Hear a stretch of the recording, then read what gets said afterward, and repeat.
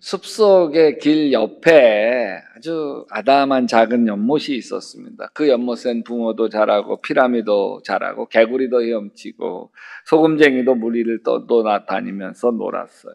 사슴도 목을 축이고 지저귀는 새들도 목을 축이는 예쁜 연못이었습니다. 근데 누군가 와서 연탄재를 던졌어.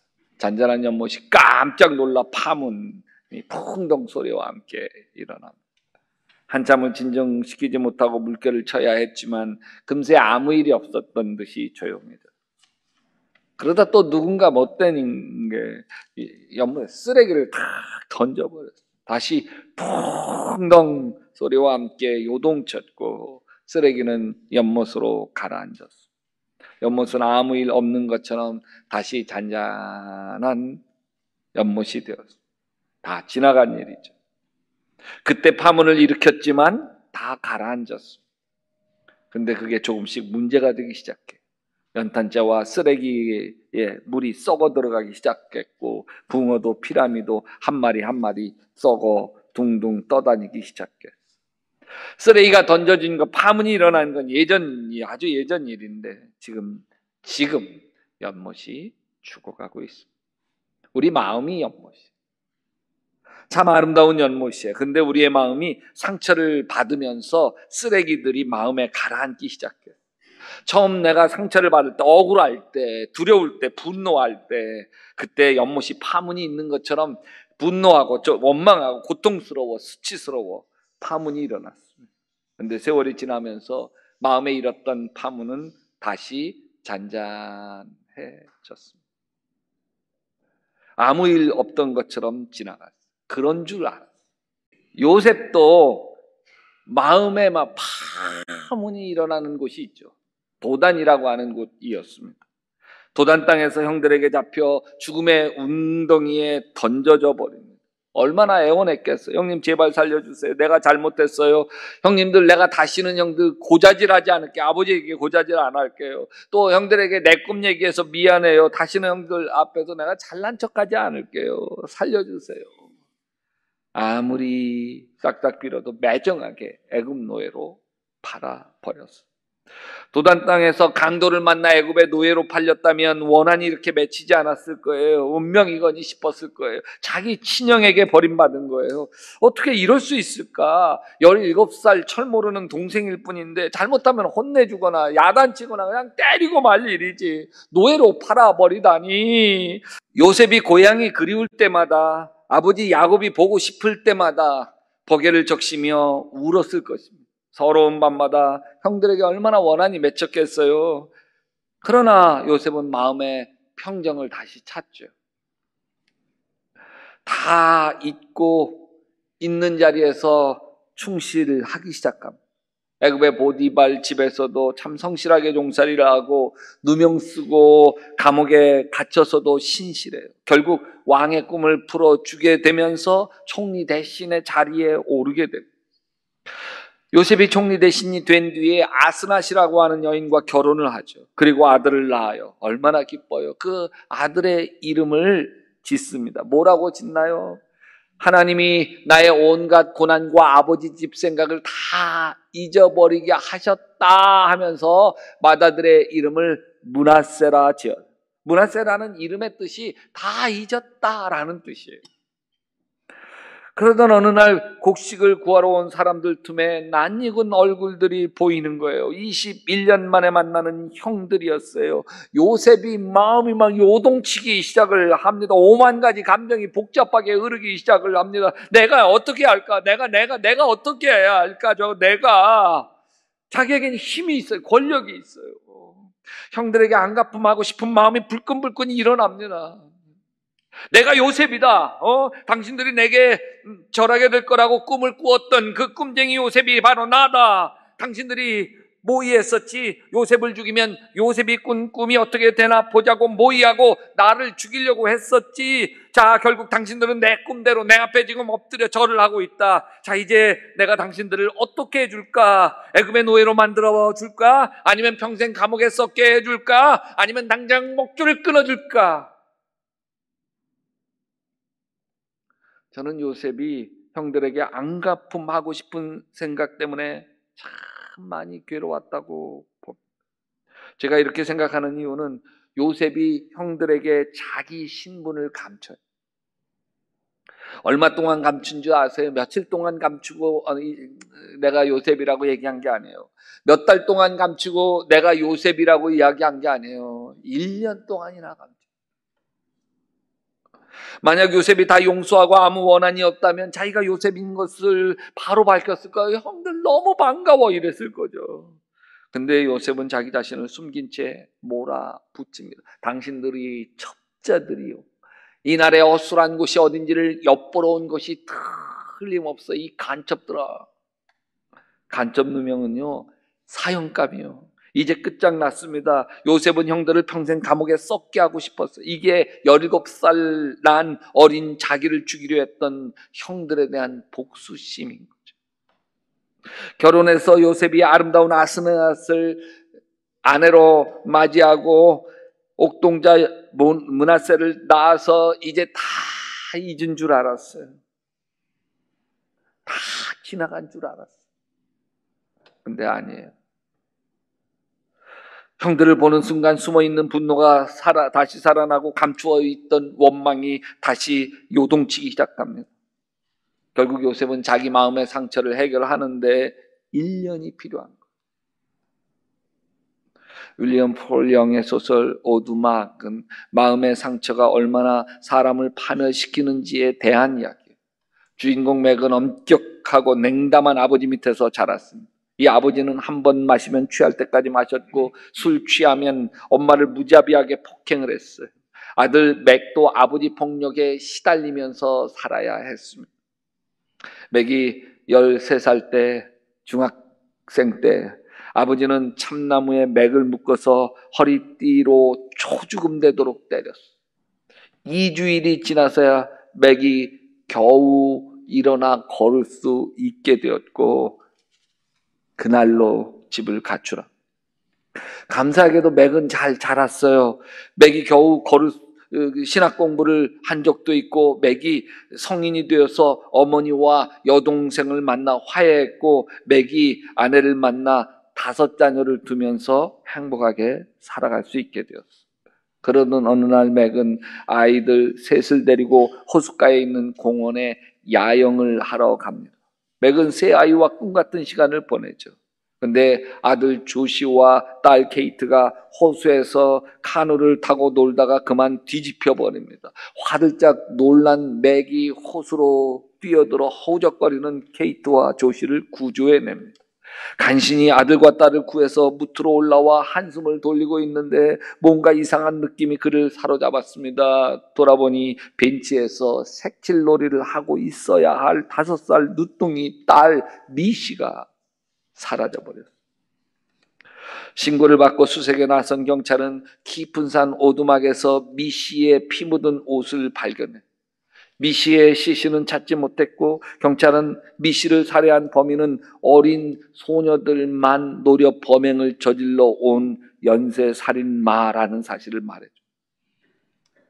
주인공 맥은 이후에 살아도 사는 게 아니에요. 그 깊은 상처가 맥을 전혀 다른 사람으로 만들어버립니다. 맥 마음에는 거대한 슬픔이 가득 차 있어요. 여러분, 상처가 없는 사람은 없어요. 세상이 상처투성이라서 상처가 없는 사람이 없어. 행복한 사람도 마음에 한꺼풀만 열어보면 남모르는 상처를 다 안고 살아갑니다. 성경에 나오는 인물들도 다 상처투성이죠. 배신당하고 버림받은 상처투성이에요. 야곱도 그렇고 다윗도 그렇고 다 그렇습니다. 그런데 이 상처가 나를 만들어갑니다. 상처투성인 세상에서 상처투성인 사람들과 섞여 살면서 상처 가운데 그냥 나를 내버려 두면 결국 상처가 나를 만들어갑니다.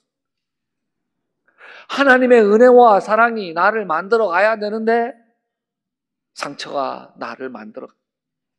상처가 나를 만들어 가니 얼마나 흉합니까? 미움과 원망이 나를 만들어 가니까 그늘진 내가 만들어지는 거예요. 여러분, 상처가 나를 만들면 나는 상처 주는 사람이 됩니다. 상처가 나를 만들면 내가 사랑하는 사람에게 내가 상처를 주는 거예요. 내가 툭 득 뱉은 말들이 가시가 되고 사랑하는 사람들 마음에 박히게 되죠. 내 속에 욱하고 올라온 칼들이 사랑하는 이들의 마음에 깊은 상처기를 만. 오두막이라는 책에서 늦둥이 막내딸을 잃은 아버지 맥의 슬픔은 길을 잃어버린 슬픔입니다.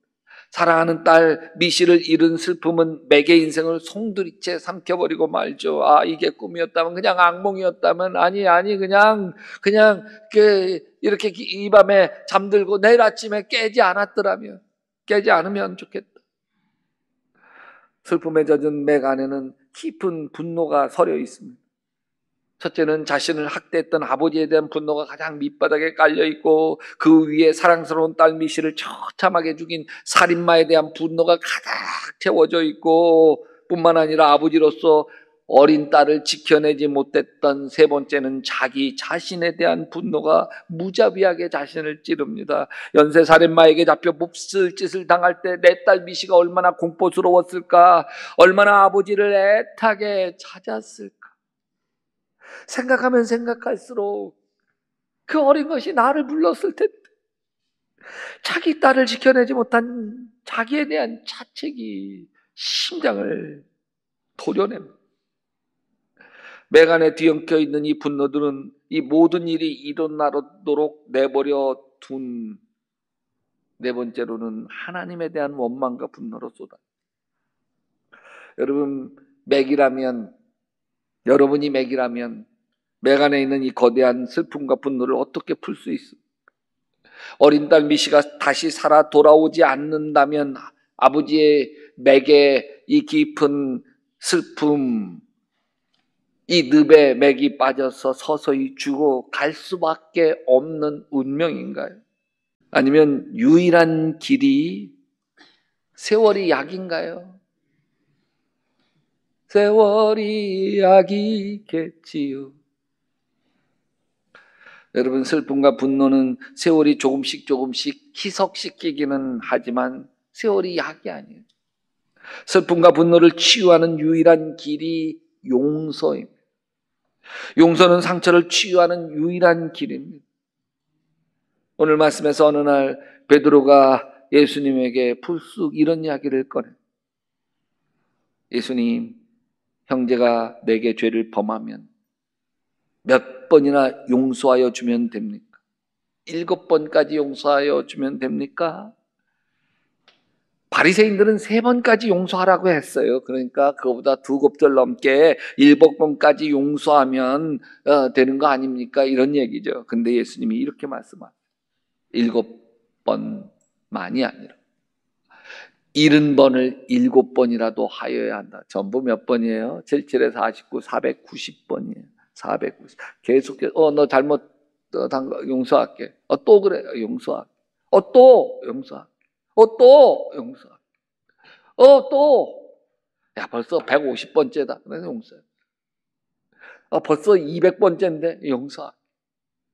무한정. 계속해서. 한없이. 예수님은 이 용서하라는 얘기를 하시면서 한 비유 얘기를 하세요. 왕이 종을 불러다가 셈하기 시작을 하는데 1만 달란트 빚진 종 하나가 왕 앞에 끌려왔어. 1만 달란트. 이게 참 계산이자. 이건 나라와 나라 간에 계산하는 거예요. 그러니까 한 달란트가 20년 품삯이에요. 20년 품삯? 먹고 안 먹고 다 안 쓰고 받은 걸 다 모으면 되는 돈 한 달란트. 그러니까 10,000달란트라고 하는 거는 20만 년 동안 사람이 모아야 되는 돈이죠. 그러니까 뭐 그 빚을 갚을 길이 없죠. 주인은 아내와 자녀를 다 팔아갚아라 명령합니다. 무릎 꿇고 빌면서 내가 죽도록 일해서 다 갚을 테니까 용서해달라고. 근데 그 모습 보니까 안쓰럽잖아요. 왕이 이 사람에게 불쌍한 마음이 들어서 그래, 다 탕감해줄게. 다 탕감해줄게. 이 종이 얼마나 신나요. 춤을 추면 이렇게 좋을 수가 없어. 그러다가 딱 한 사람을 만났는데 보니까 자기에게 100데나리온 빚진 동료를 하나를 만난 거야. 붙어서 멱살을 잡고 돈 내놔! 내 돈 꼭 안 돼. 너 왜 안 갚아? 결국 난리치다가 얘가 내 돈 안 갚았어요. 100데나리온이나 되는 돈 안 갚았어. 감옥에 쳐넣어. 근데 그 이야기가 왕의 귀에 들려. 왕이 화가 나가지고 그럼 다시 끌고 와라. 이 악한 종아, 네가 애원하기에 나는 너에게 빚을 다 갚아주었다. 없애주었다. 내가 너를 불쌍히 여긴 것처럼 너도 내 동료를 불쌍히 여겼어야 할 게 아니냐. 그러면서 예수님이 이렇게 말씀. 너희가 각각 진심으로 자기 형제 자매를 용서해 주지 않으면 나의 하늘 아버지께서도 너희에게 그와 같이 하실 것이다. 용서해 주지 않다. 용서하지 않으면 벌 받는 거구나. 여러분, 나를 아프게 한 사람을 용서합시다. 나를 아프게 한 사람을 용서합시다. 나에게 상처 준 사람은요, 그때 일을 다 잊었어. 나만 이렇게 바보처럼 그때 상처 속에서 살아가요. 그래서 더 억울하죠. 난 지금 이렇게 힘든데 저 인간은 저렇게 아무 일 없다는 듯이 잘 살아. 그런 마음이 올라오면 복수하고 싶죠. 내가 당한 대로 똑같이 당하게 하고 싶어요. 그런데 안타깝게도 내 안에 분노는 상대방을 파괴하기 전에 먼저 나를 파괴합니다. 내 안에 기쁨을 파괴하고 평안도 파괴하고 행복도 파괴합니다. 마음만 파괴하는 게 아닙니다. 몸도 파괴해버립니다. 불면증에 시달리게 하고 소외불량에 시달리게 합니다. 분노가 고혈압이 되고 분노가 암이 되어 자신의 몸을 파괴합니다. 자신의 몸만 파괴하는 게 아니라 관계도 다 파괴해버립니다. 내 안에 기쁨이 없으니 내 주변의 사람들에게 신경질과 짜증을 부립니다. 나에게 상처 준 사람이 아닙니다. 나를 아끼는 사람들을 내가 아프게 하는 거예요.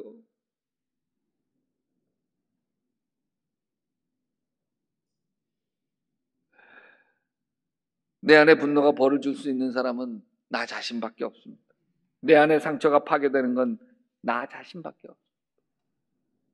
용서하는 것이 때로 죽기보다 힘들지만 용서하지 않고 사는 게 그것보다 더 내 마음을 병들게 만들고 내 기쁨을 빼앗고, 아니 누구 좋으라고 용서해. 날 이렇게 파멸시킨 인간은 저렇게 멀쩡하게 사는데. 여러분, 용서해서 좋아지는 사람은 그 인간이 아니라 용서해서 좋아지는 사람은 나입니다. 나. 진심으로 자기 형제 자매를 용서해 주지 아니하면 하늘 아버지께서도 너에게 그와 같이 하실 것이다. 용서하지 않으면 용서치 못하는 마음이 나 자신에게 벌을 주는 거예요. 여러분, 그 용서하는 과정에서 은근히 더 깊게 통찰해 보면 나 자신을 용서하는 게 필요합니다. 나 자신 스스로.